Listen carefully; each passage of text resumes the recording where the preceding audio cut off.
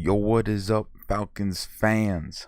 Welcome to the Monday show where we discuss the Atlanta Falcons. Who else but the Atlanta Falcons?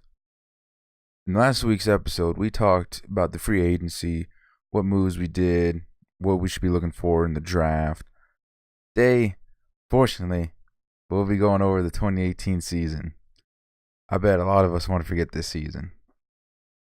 This season was it looked to be a promising one.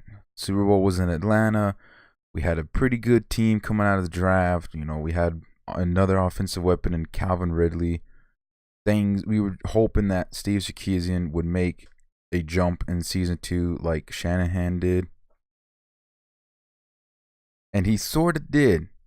Not by a huge much. He became a little bit more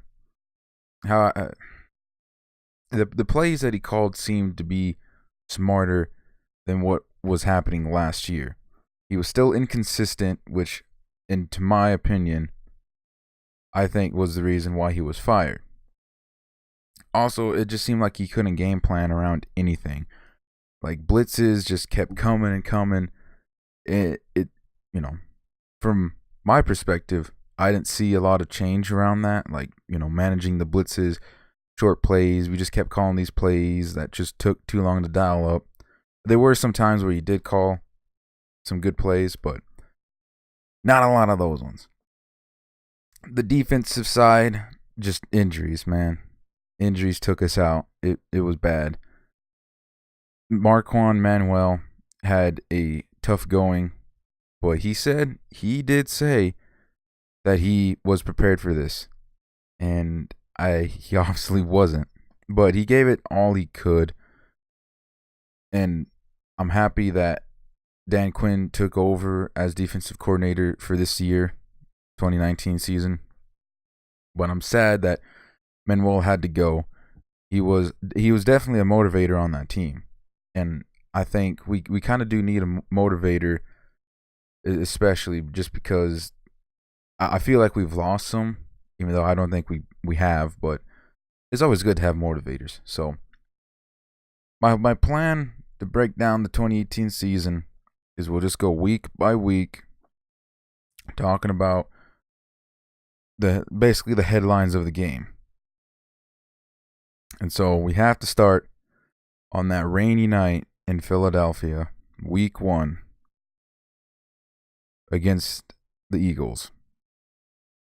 This game was looking good until Neal went down, and then Deion Jones went down, and it was an offensive struggle. For a little bit of both sides, it was really an offensive struggle. Both teams really couldn't seem like they could get anything going, but the Eagles eventually came out on top. We lose at the goal line, just like we did in the divisional round of 2017. And what I find funny about this was that in 2017, we get the whole Falcons can't score in the red zone, and Matt Ryan throws the pass to Julio Jones, goes through his hands, and it looked like he wouldn't even been in bounds regardless, although it is Julio Jones. He might have found a way. But with this season, with this game, he catches it, but he's just not in bounds, though. So, progress. And we also lose Devontae Freeman. He's out till the Steelers game, which is week 5. Tevin Coleman and the rookie Ito Smith will take the snaps. And this was kind of a good thing, because Ito Smith is a running back that I wanted to see. I heard a lot of good things from him coming out of college, especially, in the draft. They're talking about blah, blah, blah, blah, blah. He's done this. He looked really good in this next week against the Panthers game. But before we get to that one, let's just talk about what happened after that Eagles game. We lose Keanu Neal for the season due to an torn ACL. And Deion Jones is out for a majority of the season to what I believe is a foot fracture. And already we lose two big voices on that defense. We lose a part of the backbone that helps against the run game, that just helps that defense enormously. And because of the Neal injury, we see Allen stay at free safety, and we also bring in DeMonte Casey, who is just, in the preseason, he's kind of coming up and coming. He's been making a lot of plays in the preseason, and fans want him on the field. Obviously, they'll take kind of a percentage of the snaps. How it worked was our newly traded player, Jordan Richards, a name that will hopefully never be said in Atlanta again, he'll be part of the base defense package, while on nickel and everything else, KZ will come in and play that safety spot. We get to week 2. All throughout week 1 into week 2, that's all we kept hearing. Falcons can't score in the red zone. Steve Sarkisian needs to get better at calling plays in the red zone. Week 2, oh boy, we got better. That's for sure. We're at home against the Carolina Panthers. Our offense was 6 for 6 in the red zone. That's wow. That's good. At least I believe it was 6 to 6. It was a long time ago. The offense definitely improved. We got to see Calvin Ridley score his first touchdown. And this was basically his first game. And Philly, he was targeted, I believe it was 3 times. Didn't catch a single one. This one, he definitely started to kind of break out of whatever was going on. Oh, excuse me. But in our offensive win, we lose Andy Levitre. He was our left guard from 2016 onwards, maybe longer. I can't remember when we added him into the team. But Andy Levitre, we lose him to the same injury that he left last year with, a pectoral muscle injury. I want to double check that real quick, so give me a second. It was an injury that it was the same one that happened last year. So, he's gone. We bring in Wes Schweitzer, the boy. Wes Schweitzer. He, as we already discussed in the triceps, it was a torn triceps, excuse me, not pectoral. But back on the Wes Schweitzer, he's a nice backup in a pinch, but not as a starter. And we've seen that throughout the season. But yeah, in this game, we won. So we had a good offensive show out. It seemed promising. Then we get to week 3.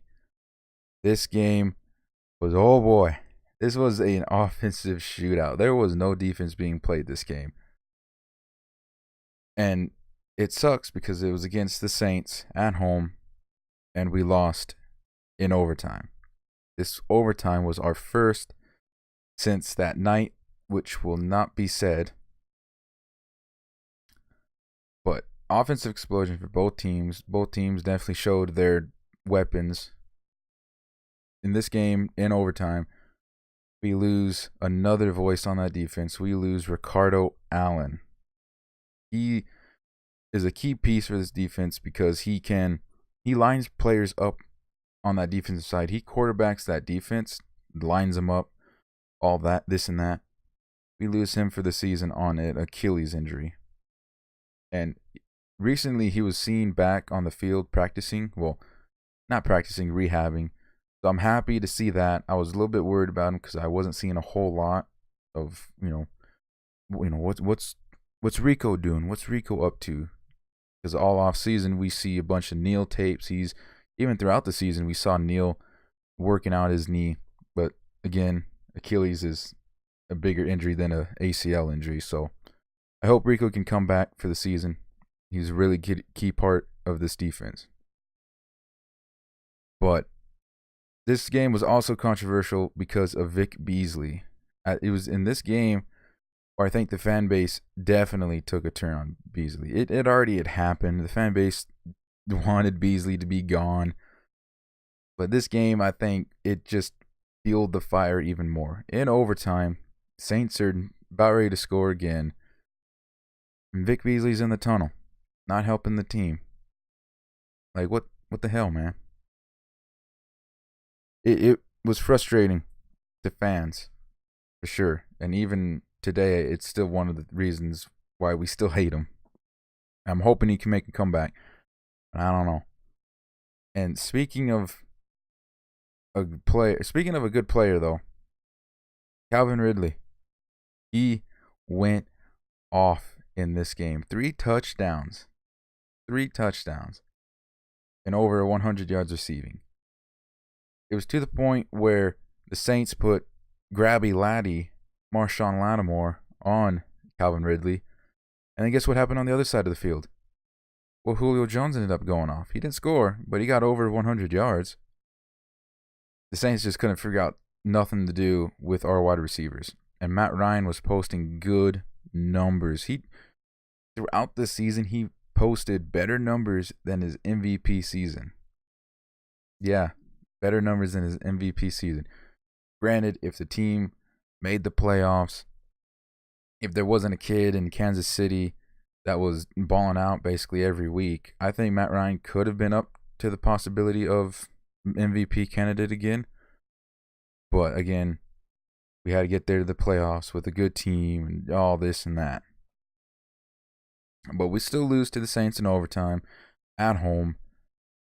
And we go into week 4 against the Bengals. Now, the Bengals have been pretty good at this point. They've been rocking and rolling on offense. Things are going right for them. This one was another offensive explosion for both sides. It didn't get to overtime, though. It didn't get to overtime. The Bengals lose Tyler Eifert, and I feel for the guy. He's a great tight end. He was a good weapon. We seemed like we couldn't stop him until he got injured and was out for the season. And I'm hoping he can come back, be healthy again, because he is a good player. And I remember reading a tweet that someone tweeted out about whoever kicks a field goal first loses the game.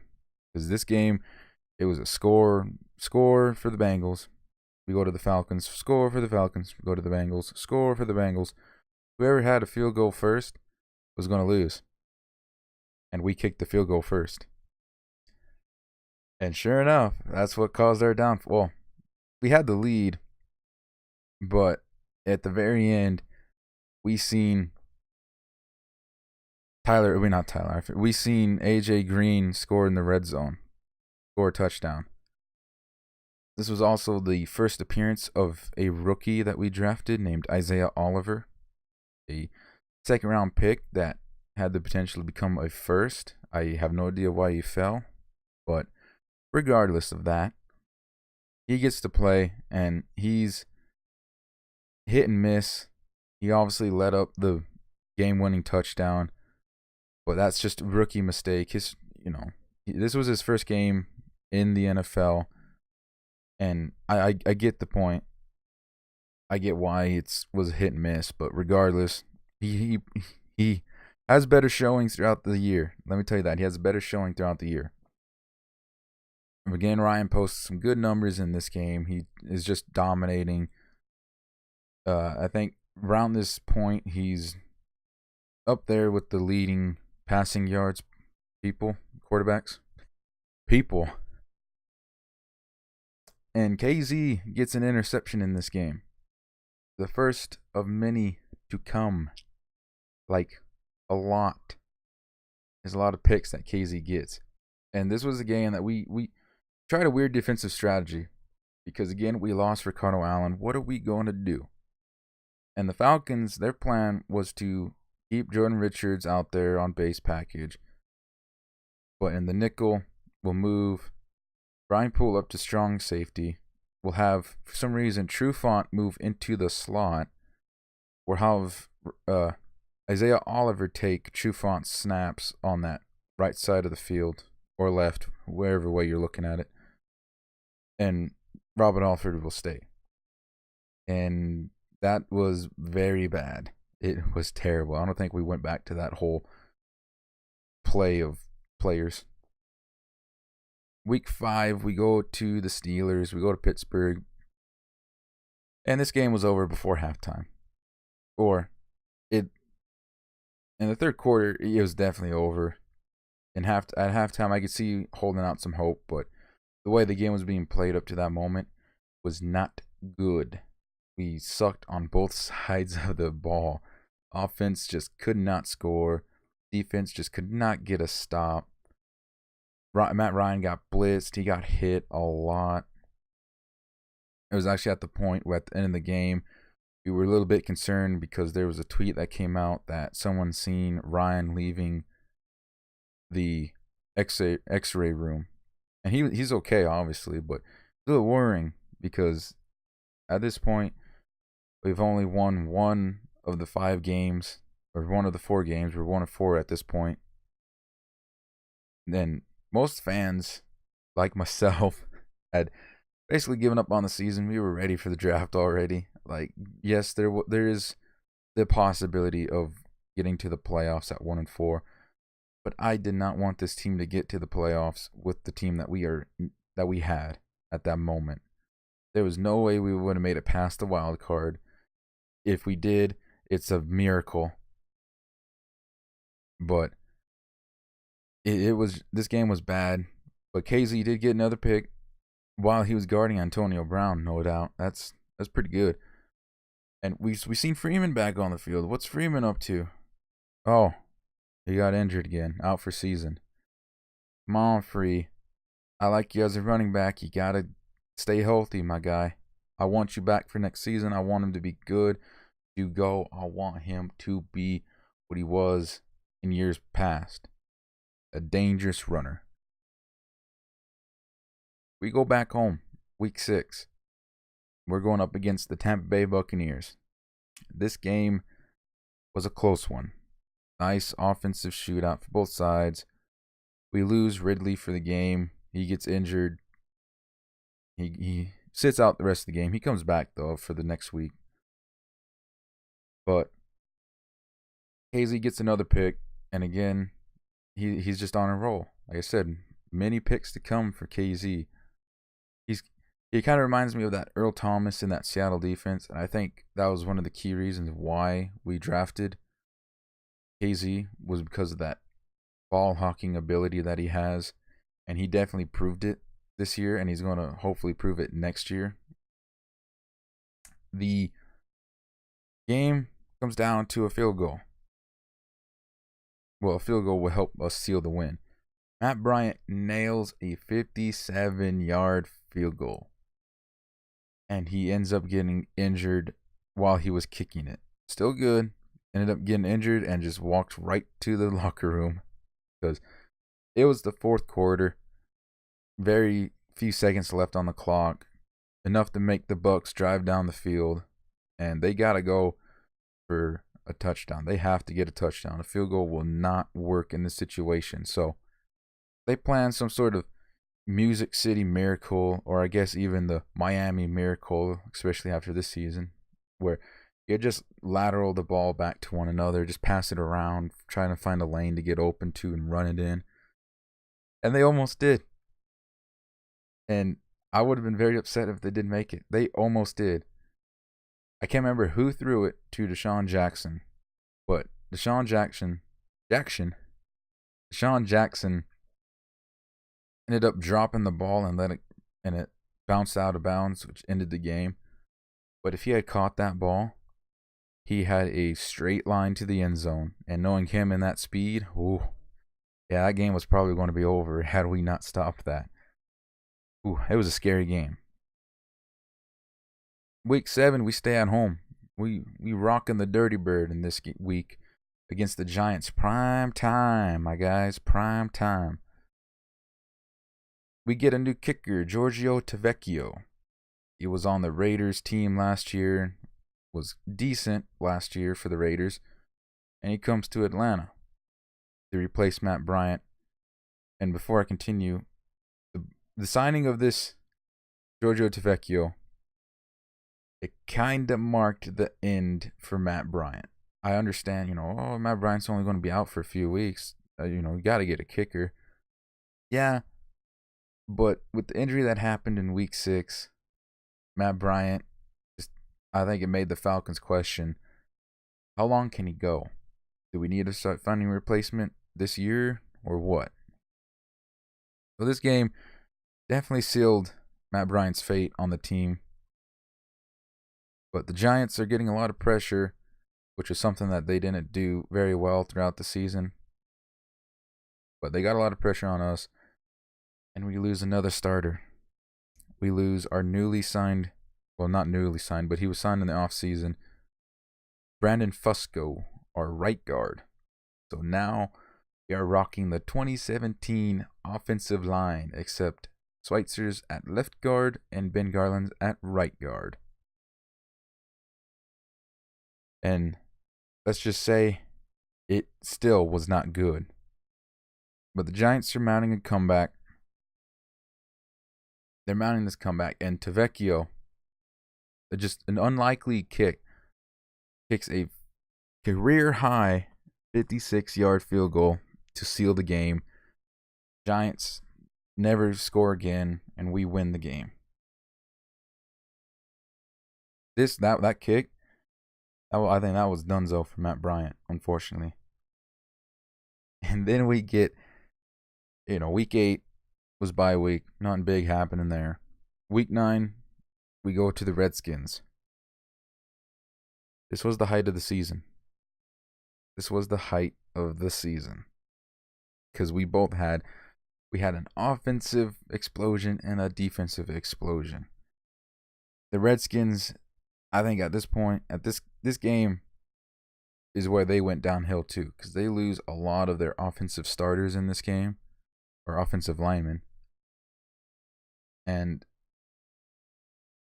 Isaiah Oliver, this is his first actual start, because Robert Alford, well, not his first actual start, but this was his second start. Robert Alford gets injured and sits out this week.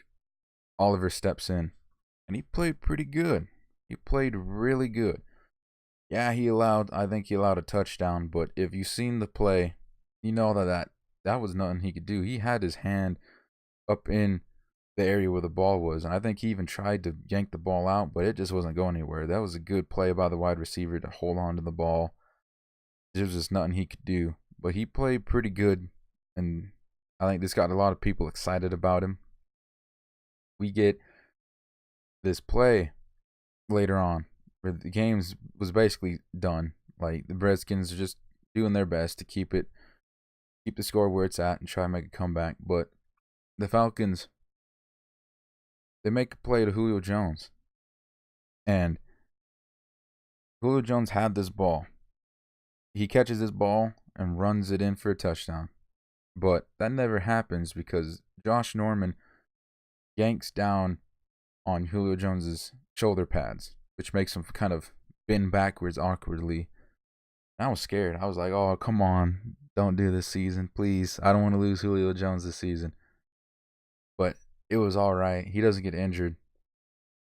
Later, though, we call up a screenplay to Julio Jones, and he catches it, and as he's running, Jake Matthews takes the MVP for this game because he just lays out Josh Norman. He just nails him. He's just dead after that. Julio Jones goes running up the field into the end zone for his first touchdown of the season. 9 weeks, and he gets his first touchdown. 9. Last year, it was week 7. This year, it's week 9. Oh boy. And after this, Julio Jones does get a lot more touchdowns. we start using him a bit more in the red zone, or at least I think we tried, but I don't know what happened. I don't know how it worked, but he got a lot more touchdowns, which thankfully shut up all those people on ESPN and NFL Network that just every week when they talk about the Falcons, they gotta use Julio Jones in the red zone. They just got to. Doo-hoo. Then we get to week 10. We go to the Browns, Cleveland, and Cleveland's kind of starting to heat up a bit. You know, they got the new quarterback in there, Baker Mayfield. He's won them a couple of games at this point. They're kind of looking to be a dangerous team, and especially after the offseason they had this year into the heading into the 2019 season. They are definitely looking to be a deadly team, dangerous team.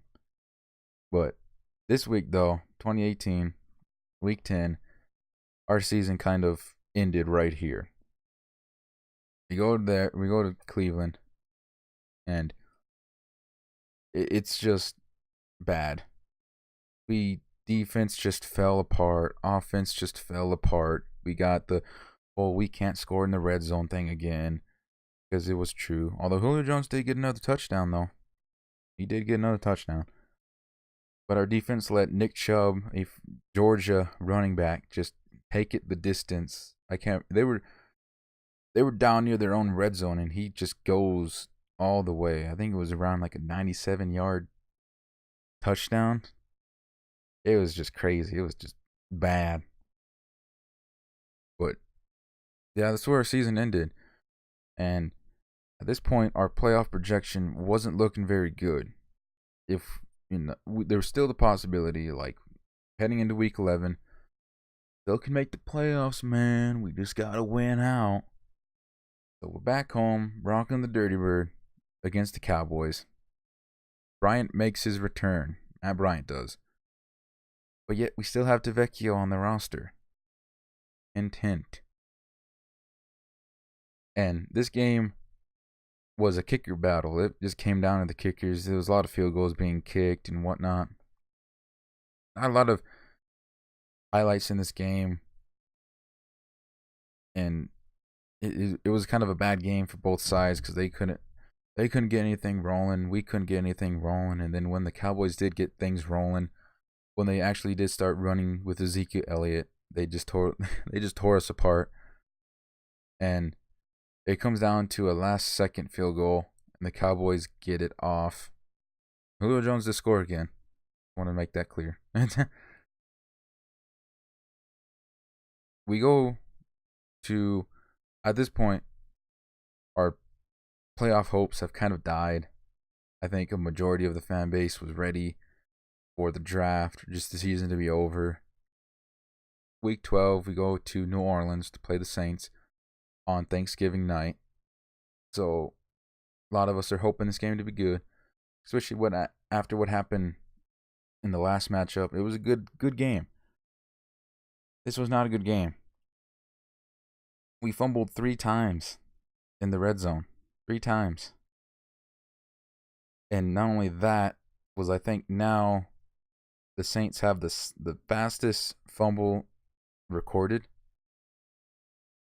And it happened because we were at the red zone. We were at the goal line.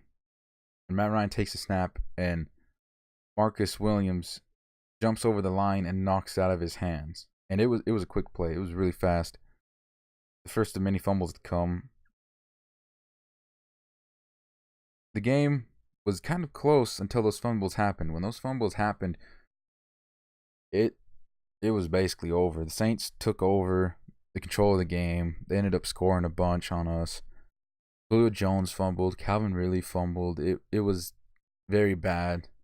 I didn't even watch the last quarter of it because, I mean, if you're watching it, you know the game was over because we weren't getting nothing done. Nothing at all. And what I thought was a little bit disappointing was because Deion Jones was ready to go. He was activated. We didn't play him, though. We were letting him rest up a bit. And I was hoping that he could just make a play on the Saints because, he's the Drew Brees killer. And this game can be noted as what am I trying to say? Drew Brees throws an interception to KZ. And at this point, Drew Brees only had like 2 interceptions on the season. So I was happy. That was a good play. Although, yes, it might have came off of a pass interference should have been called on Robert Alford. But regardless, KZ got the pick. Man, in the running, he almost went all the way back for pick 6. But Desmond Trufant laid a nice block on Drew Brees. And I seen some theories about there like, oh, this was the play that Drew Brees got hurt on and continued to play throughout the season. That's why he looked so bad near the end of the season. Possible. It's a possibility. I'm not saying that it's true, but after this game, we did score again. Kind of make it respectable. I think at this point we were down by 2 touchdowns. So, yeah, after this, we were pretty much done. We're going for that tank bowl, We play up against the Ravens in week 13 at home. Ravens now have a new quarterback, Lamar Jackson, who reminds me of Michael Vick like a lot. And the Ravens have a good defense. They had the number 1 defense in the league last year. And this game was a very sad game because Sanu loses his perfect quarterback passing streak. He was 6 for 6 with 3 touchdowns. He was now 6 for 7. Sad day. After that, I was nope, not happening. I didn't care if we won, we lost regardless. We still lost, but if we had won, I would have made it a loss. That's unacceptable. And Beasley makes a play in this game that I think a lot of us did not want him to make. And he ends up getting a fumble and ends up taking it for a touchdown. We didn't want this play to happen because we didn't want Vic Beasley to remain in Atlanta. Although, knowing what we know today, he stayed. Regardless, I don't know if it was because of this play. I don't know if what Dan Quinn thinks he can do with them. I'm hoping he can make a comeback. Really do. This game, Deion Jones returns. He makes his second start. But he really doesn't do that much. The Ravens win. Week 14, we go to Lambeau Field against the Packers. And this game was looking to be a good game before all our injuries. I was looking forward to this game because the past 2 years, the Falcons and Packers have kind of created a rivalry. The Falcons have really got the Packers' number on them. In 2016, we beat them once. Then we go and beat them again in the conference championship game. That sends us to, I don't know what happened to that game. That game is just not there. And then we go to our first home game in the new stadium in 2017 was against the Packers, and we beat them in that game too. So it was kind of looking to be a good rivalry between us, and it still kind of is. But Packers ended up winning this one, and a game where, again, we had basically no control over it. Julio Jones scores twice, so yay. Multiple mistakes happen on the offense, causes turnovers, and the Packers just take advantage of that. And game's over. Then week 15, we're almost done with the season. Everyone's just wanting this week to be over with. I'm wanting the season to be over with at this point. I'm wanting that high draft pick, that top 5, top 10. The Falcons say, "Nuh-uh," because they're playing the Cardinals, and the Cardinals are not good. They are very bad. And this game, it was looking to be another game at home where we play terrible. But nope, our defense shut down the Cardinals' offense. The Cardinals do score, but they don't score like what we've been allowing in the past few weeks. Deion Jones, gets his annual pick six off of a batted pass by Beasley, no doubt. Julio Jones scores again. So, yay. Like I said, that whole Julio Jones, we don't use Julio Jones in the red zone narrative can just go right away. And that was it in this game. We also lose Ito Smith for the rest of the season. Ito Smith looked very good in his plays that he's made. Granted, we didn't have much of an offensive line, so a lot of his plays were kind of bad, but he shows that. What does he show? I mean, like, you guys tell me, what does Ito Smith show? Because I think he can definitely become a starter. Well, not a starter, but he's definitely taken over that second running back spot. The split carries with Freeman. I think he can do that. He looks powerful enough to do it. We used him a lot in the red zone in the beginning weeks of the season. And he was pretty good. I like him a lot. I hope he takes over this offense eventually. Then we go down to Carolina to face the Panthers. And we get the sweep on the Panthers. The Panthers season, they were looking to be a playoff team. But when they went to the Steelers in a week that I don't remember, they end up losing big, and they just could not get it back. They played very poorly, and they ended up losing Cam Newton week 16. He's out. Well, I don't think it was that week, but he sits out this week. He's done. They shut him down. And our defense kind of makes a good showing out of their backup quarterback. Our defense definitely makes him work for it. And we win the game. Isaiah Oliver gets his first pick on a nice toe tap in the end zone. So, I'm happy for Oliver. He looks to be a promising player. And Brian Hill looks pretty decent. Then again, this is the later half of the season, later part, basically the end of the season. Panthers are eliminated from playoff contention, as are we. So, everyone's just playing football to have fun. But there were some good plays that I seen out of Brian Hill. I don't think, he's definitely earned a spot on the roster yet. He's still got to prove it. But he did look pretty good in this game. Week 17, we go down to Tampa. Another close game. We always seem to have close games with the Buccaneers. This one came down to a last-second field goal by Matt Bryant, who used to kick for the Buccaneers. Just, puts the icing on the cake. Matt Ryan gets his first career touchdown.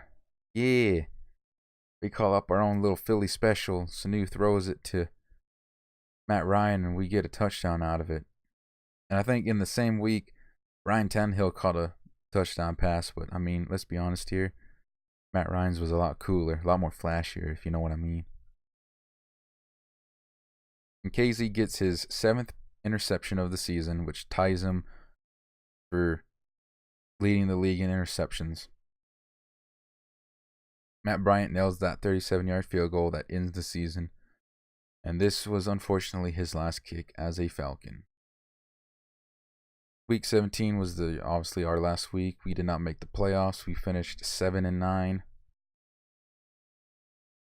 And we let some players go before the free agency started.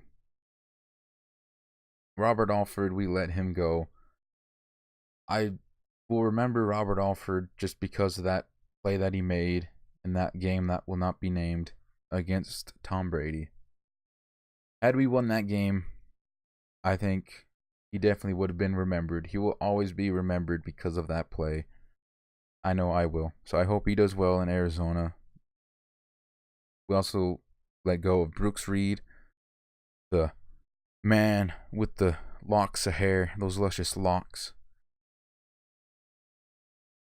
He was a decent player in certain spots. He was definitely a unsung hero during the playoffs. He definitely played pretty good in the playoffs. He wasn't much of a sack player, but he destroyed some plays.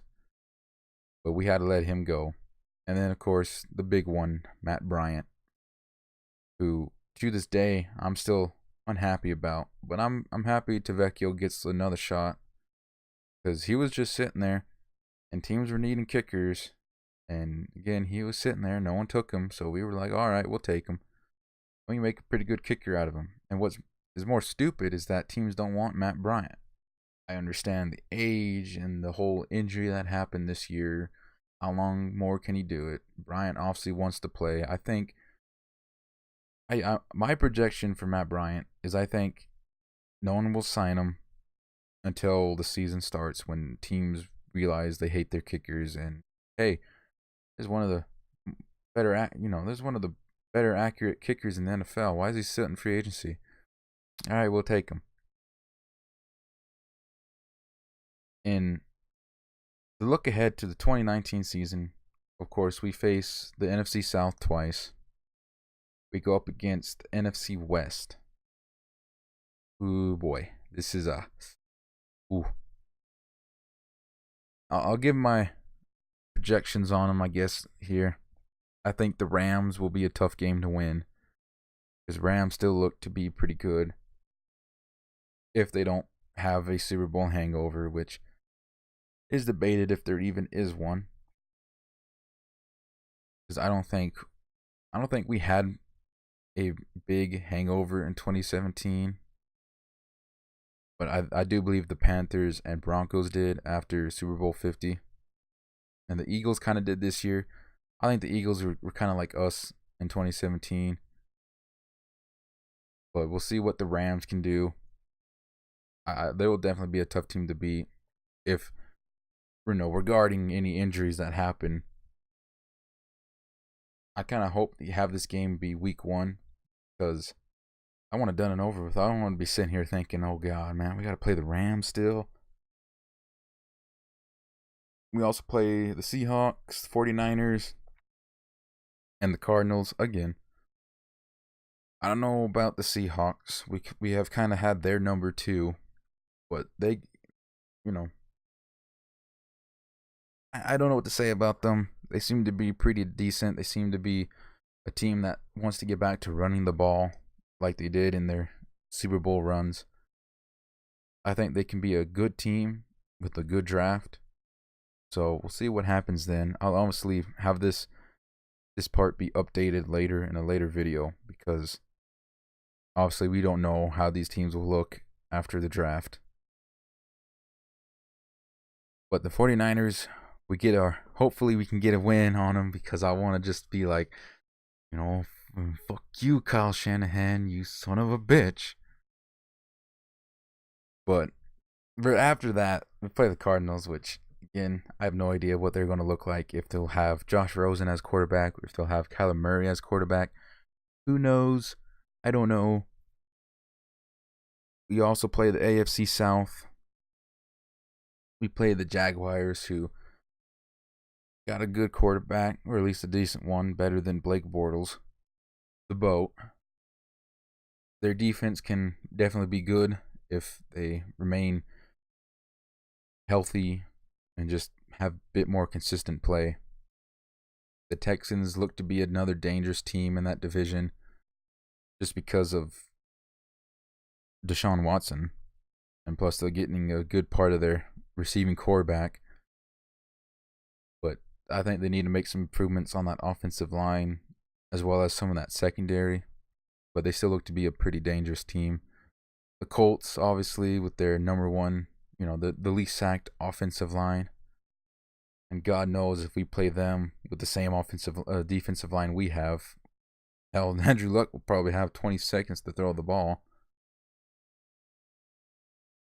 We also have the Titans, who were kind of hit and miss all throughout that last season, the 2018 season. But yeah. And then for some of the other games, we play the Vikings and the Eagles. If that is my math, that should be the 16 games. But the Eagles and Vikings, Eagles, they'll have Carson Wentz, and we played them with Carson Wentz that 1 week, and we lost. I do believe we lost. That was back in 2016. So I have no idea how Carson Wentz will do against us, especially since he's kind of been improved. And then we play the Vikings, who kind of needing an offensive consistency. We'll see if they get that this year.